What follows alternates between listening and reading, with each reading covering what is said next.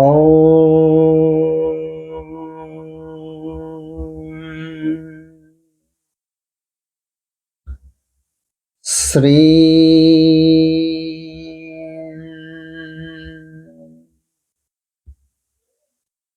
ह्री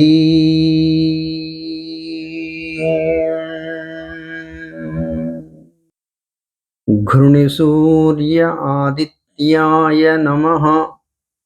भास्कराय विद्महे महद्युतिकराय धीमहि तन्नो आदित्यः प्रचोदयात्।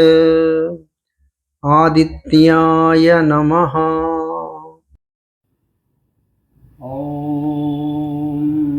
आकृष्णेन रजसा वर्तमानो निवेशयन् अमृतं मर्त्यं च हिरण्मयेन सविता रथेन आदेवो याति भुवनानि पश्यन्।